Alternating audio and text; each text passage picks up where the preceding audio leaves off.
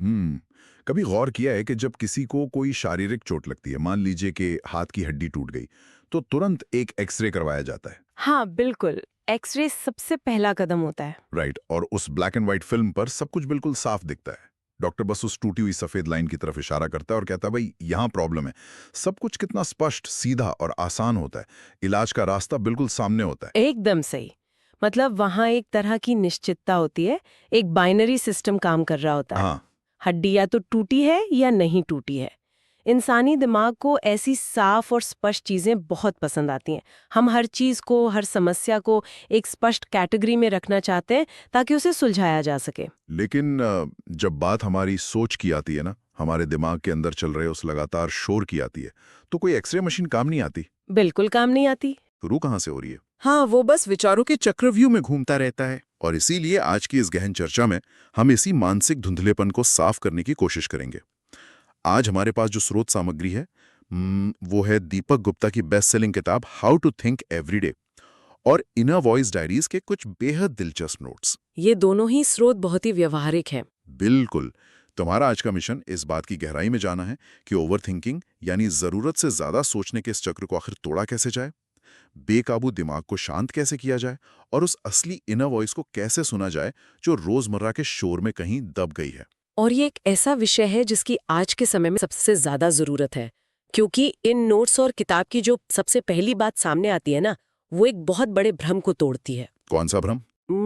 अक्सर ये मान लिया जाता है कि सोचना अपने आप में एक बीमारी है। हाँ, ऐसा तो बहुत लोग कहते हैं। बिल्कुल। कई मेडिटेशन गुरुओं को सुनकर लोगों को लगने लगता है कि दिमाग को बिल्कुल खाली कर देना ही परम लक्ष्य है। लेकिन यहाँ स्पष्ट किया गया है कि सोचना कोई बीमारी नहीं है। अच्छा। हाँ, सोचना बीमारी नहीं है, बल्कि डर के मारे सोचना, या जिसे हम ओवर थिंकिंग कहते हैं, वो असल में बीमारी है। वाओ, ये फर्क समझना बहुत जरूरी है, क्योंकि हमारा जीवन केवल उन कामों से नहीं बनता जो हम शारीरिक रूप से करते हैं, बल्कि हमारी सोच ही उसकी नींव होती है। बिल्कुल सही कहा। लेकिन अगर सोचना अपने आप में कोई बीमारी नहीं है, तो फिर ऐसा क्यों है कि आज के समय में 90% लोग ओवरथिंकिंग के शिकार हैं? आखिर इंसान इतना ज्यादा क्यों सोच रहा है? इसका सबसे बड़ा कारण है auto pilot mode. Auto pilot mode? हाँ, इसमें एक बहुत ही गहरी बात कही गई है कि एक मूर्ख इंसान बिल्कुल नहीं सोचता, एक पागल इंसान कभी सोचना बंद नहीं कर पाता। हाँ। लेकिन एक महान विचारक ये जानता है कि सोचना कब बंद करना है। क्या बात है, ये कोड तो बहुत ही शक्तिशाली है। बिल्कुल है। मतलब दिमाग वास्तव में एक औजार है, एक टूल है। इसे एक तेज धार वाले चाकू की तरह देखा जा सकता है। एक धारदार चाकू से रसोई में सब्जी भी काटी जा सकती है, जो कि जीवन चलाने के लिए उपयोगी है। लेकिन अगर उसे गलत तरीके से पकड़ा जाए तो वो हाथ भी काट सकता है। राइट। दिक्कत ये है कि ज्यादातर लोग अपने इस औजार को ऑटो पायलट पे छोड़ देते हैं।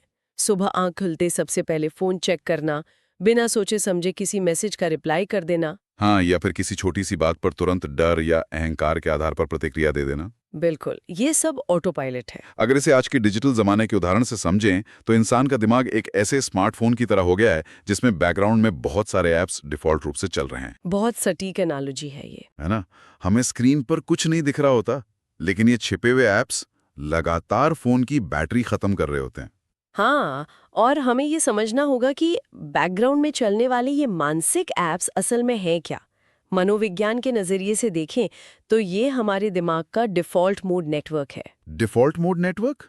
ये क्या होता है? जब हम कोई विशेष काम नहीं कर रहे होते तो हमारा दिमाग खाली नहीं बैठता।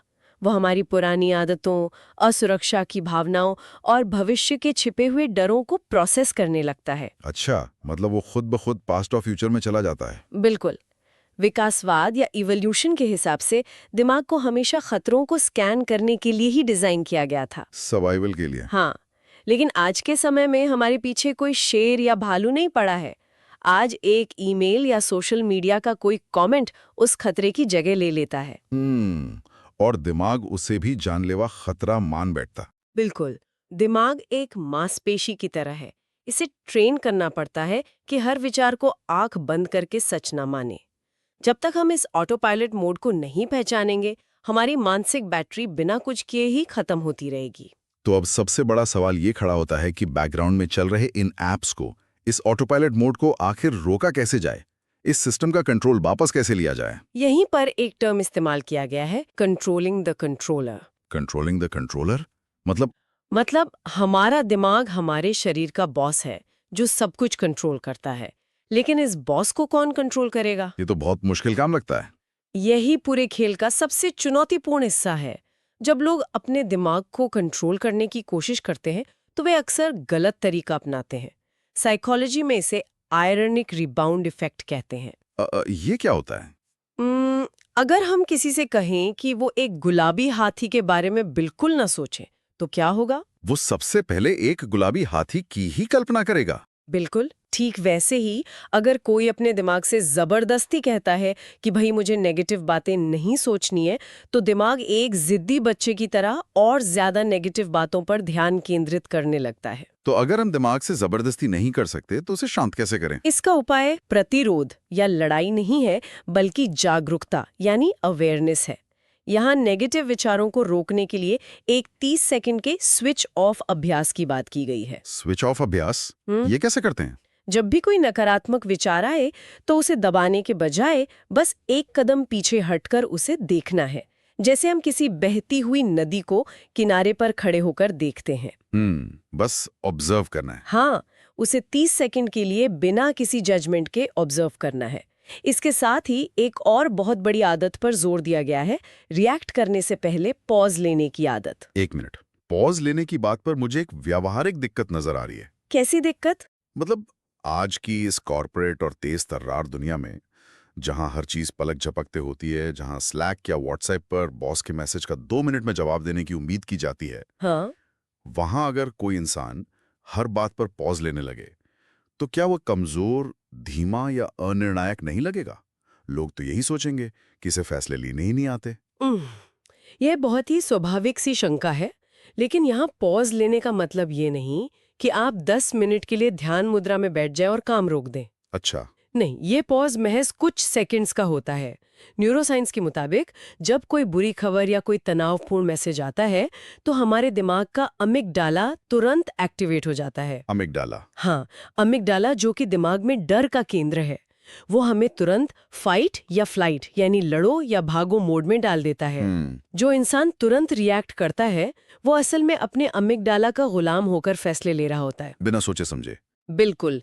लेकिन जब कोई सिर्फ एक गहरी सांस लेकर कुछ सेकंड का पॉज लेता है तो वो उस जानकारी को अमिगडाला से निकालकर प्रीफ्रंटल कॉर्टेक्स तक पहुंचने का समय दे देता है, जहां तर्क और समझदारी बसती है ना? एकदम सही।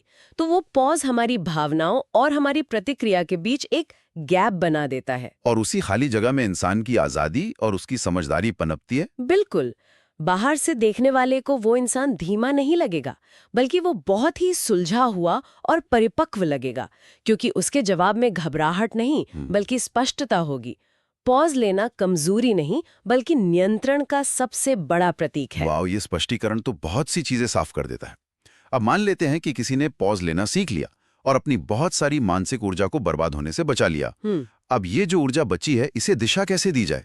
क्योंकि कंफ्यूजन और एंजाइटी से बचने के लिए फोकस बहुत जरूरी है। दिशाहीन दिमाग तो भटक ही जाएगा। यहीं पर स्पष्टता यानी क्लैरिटी का कॉन्सेप्ट आता है। अक्सर ऐसा लगता है कि स्पष्टता का मतलब है जीवन के अगले 10 साल की पूरी योजना का पता होना। हाँ, लोग कहते हैं ना कि 5 ईयर प्लान होना चाहिए। बिल्कुल, लेकिन किताब के अनुसार वास्तव में स्पष्टता का मतलब जीवन के सभी उत्तर जानना नहीं है, बल्कि सिर्फ अपनी अगली दिशा जानना है। मतलब बस अगला कदम क्या है? हाँ, ये कोहरे में गाड़ी चलाने जैसा है। आपको 100 किलोमीटर दूर तक का रास्ता नहीं दिखता, सिर्फ अगले 10 मीटर का रास्ता दिखता है। और सच कहूं तो उतना ही काफी होता है। और अगर हम फोकस की बात करें तो स्रोत एक पुरानी धारणा को पूरी तरह से नकारते हैं। हाँ, बिल्कुल नकारते हैं। मतलब बचपन से हमें सिखाया जाता है कि फोकस का मतलब है किसी एक बिंदु पर त्राटक करना या एक जगह ध्यान लगाना, लेकिन यहाँ बताया गया है कि ये वैज्ञानिक रूप से फोकस की सही परिभाषा नहीं है। सही कहा। सच्चा फोकस किसी एक बिंदु पर अटक जाना नहीं है, बल्कि पूरी जागरूकता के साथ अपनी एनर्जी को एक सही दिशा में बहने देना है। होता है तो वो सिर्फ शोर होता है, लेकिन जब एक कंडक्टर आता है और उन सब की ऊर्जा को एक ही धुन की तरफ मोड़ देता है, तब वो संगीत बनता है। दिशाहीन दिमाग एक ऐसे वेब ब्राउजर की तरह है जिसमें 20 टैब्स खुले हुए हैं, सब में शोर मच रहा है और सिस्टम हैंग हो रहा है। बहुत ही कमाल का उदाहरण है। और उस कंडक्टर का काम हमारी सुबह की दिनचर्या करती है। हमारी ऊर्जा को सही दिशा में लगाने की शुरुआत सुबह से ही हो जानी चाहिए। अच्छा, सुबह की दिनचर्या से। हाँ, यहाँ एक विशेष सुबह के रूटीन का जिक्र है। इसमें 5 मिनट का एनर्जी एक्टिवेशन और 4-7-8 ब्रीदिंग तकनीक शामिल है। ये 4-7-8 ब्रीदिंग तकनीक सिर्फ एक सामान्य सांस लेने का व्यायाम है या इसके पीछे कोई गहरा विज्ञान है? इसके पीछे पूरा का पूरा शरीर विज्ञान काम कर रहा है। हम्म, इसमें 4 सेकंड तक सांस अंदर ली जाती है, 7 सेकंड तक सांस को रोक के रखा जाता है और फिर 8 सेकंड में धीरे धीरे सांस बाहर छोड़ी जाती है। अच्छा, तो इससे होता क्या है? जब हम सांस को रोकते हैं और धीरे धीरे छोड़ते हैं तो शरीर में कार्बन डाइऑक्साइड का स्तर हल्का सा बढ़ता है, जो हमारी वेगस नर्व को उत्तेजित करता है। Vagus nerve? हाँ, यह नर्व हमारे पैरासिम्पैथेटिक नर्वस सिस्टम को ये संकेत भेजती है कि सब सुरक्षित है, अब शांत हो जाओ। ये एक बायोलॉजिकल हैक है जो दिल की धड़कन को तुरंत सामान्य करता है और एंजाइटी को कम करता है। वाओ! और इसके साथ ही इस रूटीन में एक बहुत ही कड़ा नियम बताया गया है।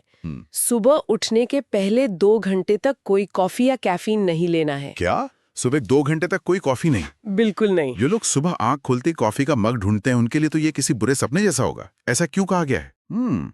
इसके पीछे का कारण समझना बहुत दिलचस्प है। हमारे शरीर में नींद लाने वाला एक केमिकल होता है जिसे एडिनोसाइन कहते हैं। अच्छा। रात भर सोने के बाद सुबह जब हम उठते हैं तो शरीर में एडिनोसाइन का स्तर कम होता है। कॉफी असल में हमें ऊर्जा नहीं देती, वो सिर्फ हमारे दिमाग के उन रिसेप्टर्स को ब्लॉक कर देती है जो एडिनोसाइन को महसूस करते हैं। मतलब वो थकावट को सिर्फ छिपाती है, मिटाती नहीं। एकदम सही। अगर सुबह उठते ही कॉफी पी ली जाए तो शरीर अपनी प्राकृतिक ऊर्जा का इस्तेमाल नहीं कर पाता और जैसे ही कैफीन का असर खत्म होता है दोपहर में इंसान पूरी तरह से क्रैश महसूस करता है। तो फिर कॉफी की जगह क्या लेना चाहिए? सिर्फ पानी पीना है और धूप लेनी है। सुबह की धूप हमारे कॉर्टिसोल अवेकनिंग रिस्पॉन्स को नेचुरली ट्रिगर करती है और हमारे सर्केडियन रिदम को सेट करती है। शारीरिक दिनचर्या का मानसिक स्पष्टता से सीधा संबंध है। और जब शरीर प्राकृतिक रूप से जागता है तो उसका सीधा असर दिमाग पर पड़ता है। क्लैरिटी आती है और एनर्जी बर्बाद होना बंद हो जाती है। बिल्कुल। इसके बाद एक और कॉन्सेप्ट आता है, दिन में जान डालना या making the day alive. Making the day alive, ये क्या है? इसका सीधा सा अर्थ ये बताया गया है कि एक समय में एक ही काम करना। अगर खाना खा रहे हैं तो सिर्फ खाने का स्वाद लेना, उस वक्त टीवी ना देखना या फोन स्क्रॉल ना करना। ये मल्टीटास्किंग के बिल्कुल विपरीत है। हाँ, ये आदत इंसान को वर्तमान में वापस लाती है और दिमाग को शांत रखती है। चलिए, हमने सुबह की ऊर्जा बचा ली और उसे सही दिशा भी दे दी।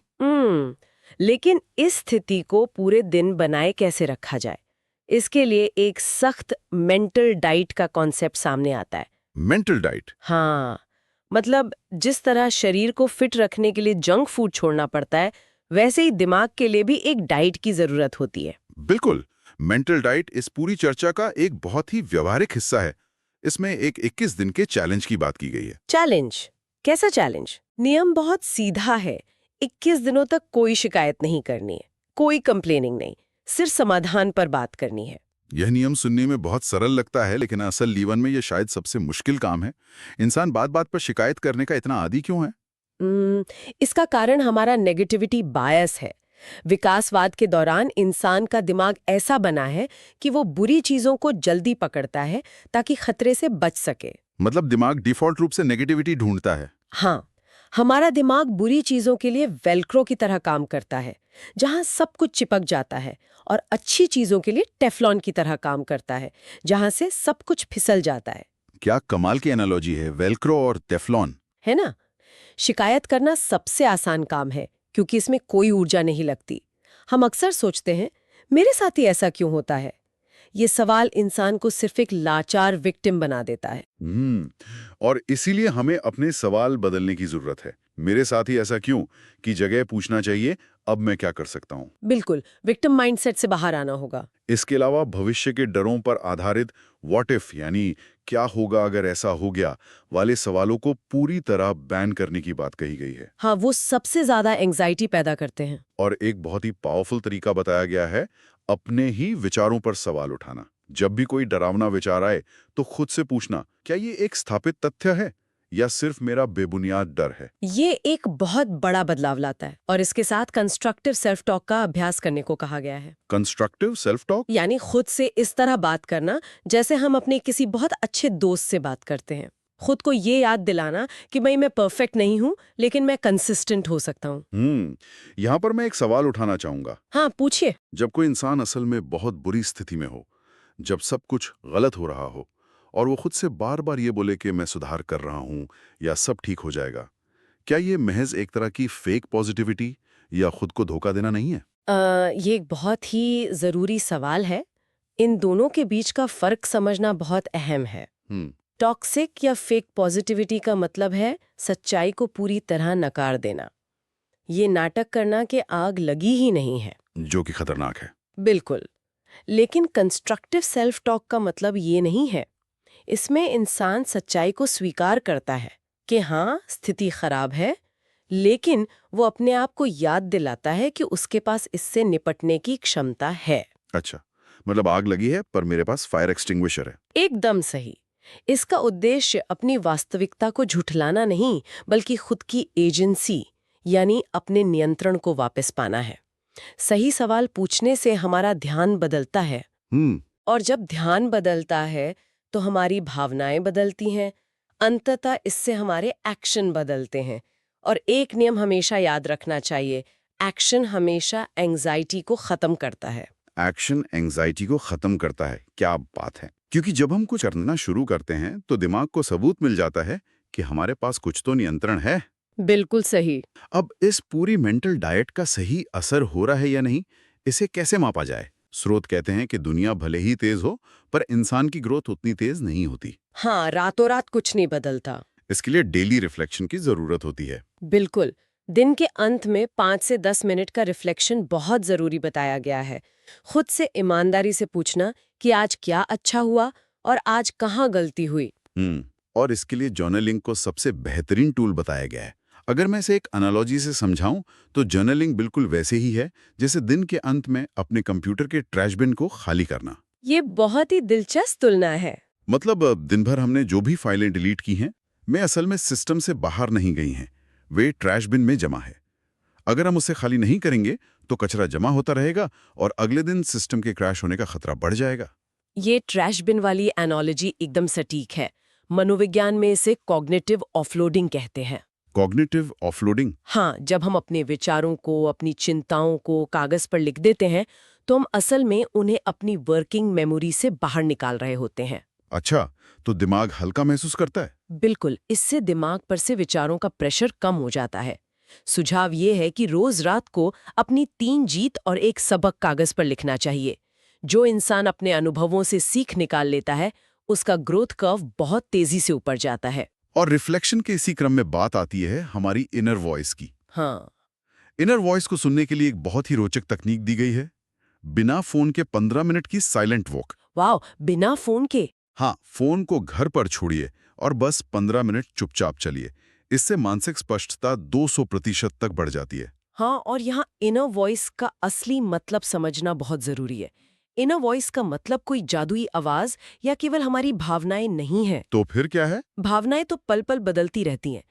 इनर वॉइस असल में हमारे अंदर का वो गहरा हिस्सा है जो हमारी अंतर्ज्ञान यानी इंट्यूशन और पैटर्न रिकग्निशन से जुड़ा है। वो हमें हमेशा सही दिशा दिखाता है। जैसे किस तरह की दिशा? कोई उदाहरण देंगे?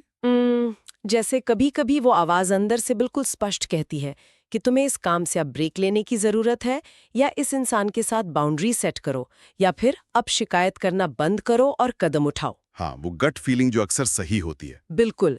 ये एक बहुत ही सच्ची और गहरी आवाज होती है। लेकिन फोन के लगातार नोटिफिकेशंस, दूसरों की रायों और डोपामाइन के शोर में ये आवाज कहीं दब गई है।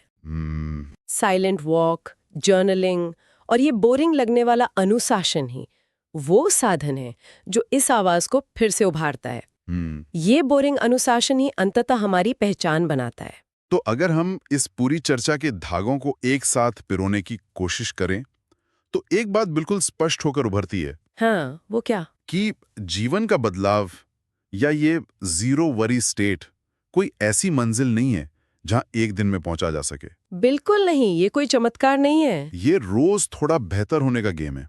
मतलब बैकग्राउंड के शोर को पहचानना, रुक कर पॉज लेना, सुबह अपनी ऊर्जा को सही दिशा देना, शिकायत करने के बजाय समाधान खोजना। हाँ, और रात को अपने विचारों का कचरा साफ करना। यही वो चक्र है जो ओवरथिंकिंग को तोड़ता है। सही कहा। हम अपने विचारों के गुलाम पैदा नहीं हुए हैं। हम सही अनुशासन से उनके मालिक बन सकते हैं। और इसी विचार के साथ हम अपनी इस गहन चर्चा के अंतिम मोड़ पर आ गए हैं। लेकिन इस चर्चा को खत्म करने से पहले एक बहुत ही गहरे सवाल पर विचार करना जरूरी है, जो इस स्रोतों से ही निकल कर आता है, पर हमें एक कदम और आगे सोचने पर मजबूर करता है।